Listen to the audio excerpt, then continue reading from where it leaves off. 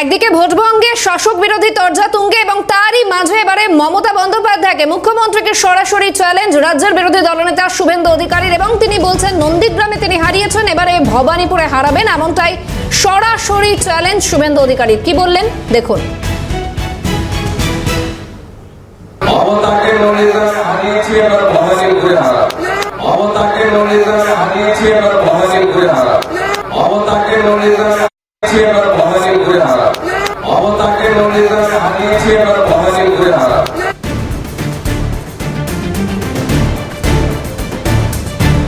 ঠিক কি চ্যালেঞ্জ? সরাসরি চ্যালেঞ্জ মমতা বন্দ্যোপাধ্যায়কে, সরাসরি চ্যালেঞ্জ শুভেন্দু অধিকারী নন্দীগ্রামে হারিয়েছেন, ভবানীপুরে হারাবেন, এমনটাই চ্যালেঞ্জ ছুড়ে দিলেন রাজ্যের বিরোধী দলনেতা।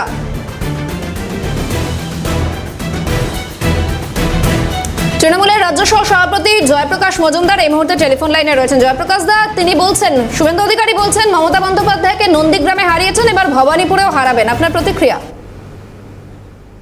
এটা জোর চুরি করে হারিয়েছিলেন এবং সেটা তো ফলাও করে বিজেপির অভ্যন্তরে তিনি নিজেই নিজ মুখে বলেছিলেন। আমি তো সে কথা বারবার মিডিয়ার সামনে বলেছি যে কিভাবে বুক পুড়িয়ে বলেছিলেন অনেক কায়দা করে, অনেক চেষ্টা করে জিততে হয়েছে।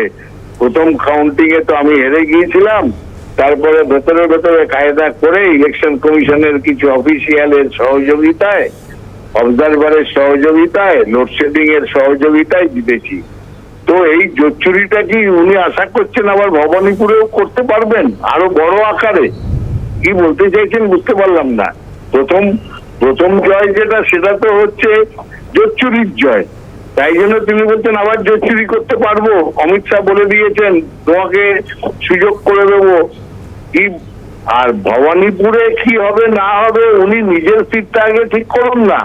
উনি কি ভবানীপুরে দাঁড়াবেন? তাহলে চ্যালেঞ্জ অ্যাকসেপ্টেড। ওনার যদি সাহস থাকে তাহলে ভবানীপুরে এসে মমতা বন্দ্যোপাধ্যায়ের বিরুদ্ধে দাঁড়ান। সেটা ঘোষণা করছেন না কেন যে আমি ভবানীপুরে আমি ক্যান্ডিডেট হব এবং মমতা বন্দ্যোপাধ্যায়কে হারাবো? এটা বলার সাহস আছে? চ্যালেঞ্জ চলে এলো ওনাকে।